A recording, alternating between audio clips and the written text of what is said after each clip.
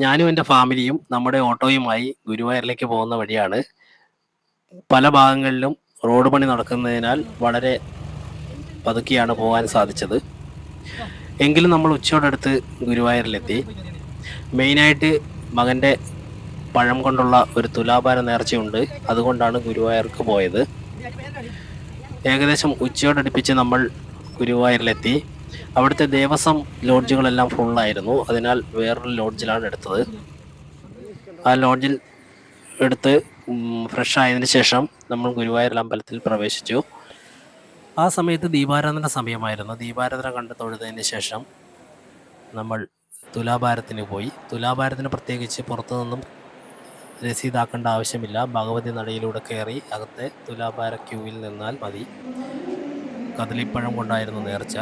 അത് per kilogram 50 രൂപ നിരക്കിലായിരുന്നു. അതുപോലെ തട്ടിൽപ്പണം എന്നും പറഞ്ഞ് 100 രൂപയും കൊടുക്കേണ്ടി വന്നു.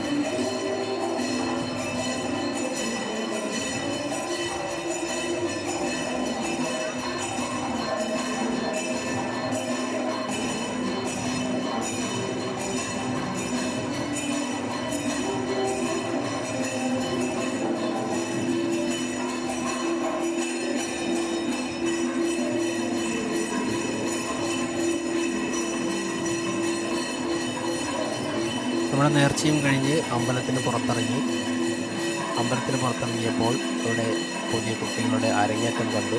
കുറേ നേരം അരങ്ങേറ്റവും കണ്ടിരുന്നു.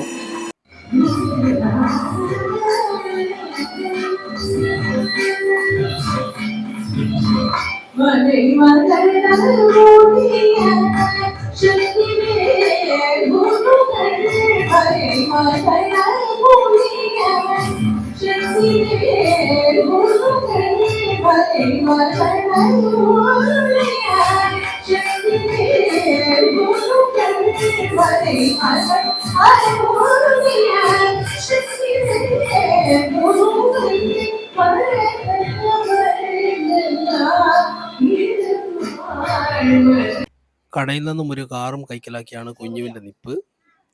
അത് എടുത്തുകൊണ്ട് പോകാനുള്ള പരിപാടിയിലാണ് അവൻ. അങ്ങനെ അതും മേടിച്ച് കുറേ കൃഷ്ണ വിഗ്രഹങ്ങളും ചെറിയ രൂപങ്ങളും എല്ലാം കണ്ട് നമ്മൾ അതുവഴി കുറേ നേരം കറങ്ങി നടന്നു.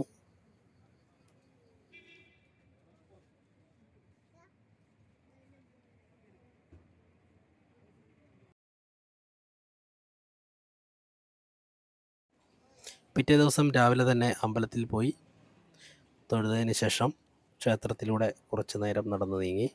ക്ഷേത്രക്കുളവും പരിസരങ്ങളെല്ലാം കണ്ട് നമ്മൾ കുറച്ച് നേരം നടന്നു. അമ്പലത്തിലെ ഭക്ഷണം കഴിക്കാൻ വേണ്ടിയാണ് നമ്മൾ പോയത്. നോക്കുമ്പോൾ നീണ്ട ക്യൂ തന്നെയായിരുന്നു കണ്ടത്. ആ ക്യൂ കണ്ടപ്പോഴത്തേനും മക്കളുടെ വിശപ്പ് ഓർത്തിട്ട് നമ്മൾ അടുത്തുള്ള കോഫി ഹൗസിൽ കയറി. അവിടുന്ന് ഫുഡ് കഴിച്ചതിന് ശേഷം പുറത്തിറങ്ങിയപ്പോൾ ഒരു ചേട്ടൻ പ്രാവുകൾക്ക് തീറ്റ കൊടുക്കുന്നതാണ്. അതും കുറേ നേരം കണ്ടു നിന്നു.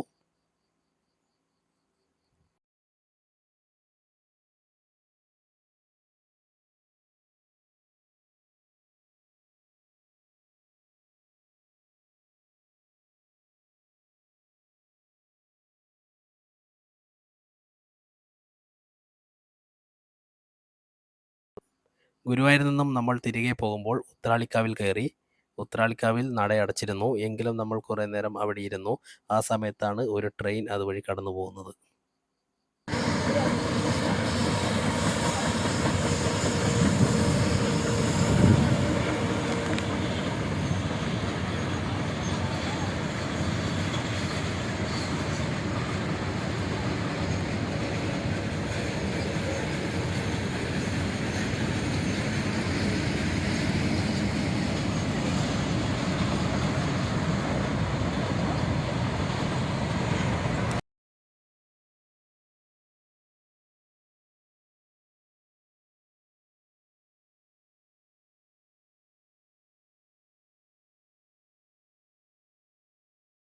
അങ്ങനെ അവിടെ നിന്നും നമ്മൾ പോയത് മലയാറ്റൂരുള്ള പട്ടിൻ്റെ പ്രശസ്തമായ നാടായ കുത്താമ്പള്ളിയിലേക്കായിരുന്നു. അവിടുത്തെ വിശേഷങ്ങൾ അടുത്ത വീഡിയോയിൽ കാണാം. എൻ്റെ ഈ വീഡിയോ കണ്ട് ഇഷ്ടപ്പെട്ടെങ്കിൽ ലൈക്ക് ചെയ്യുക, ഷെയർ ചെയ്യുക, കമൻറ്റ് ചെയ്യുക, സബ്സ്ക്രൈബ് ചെയ്യുക.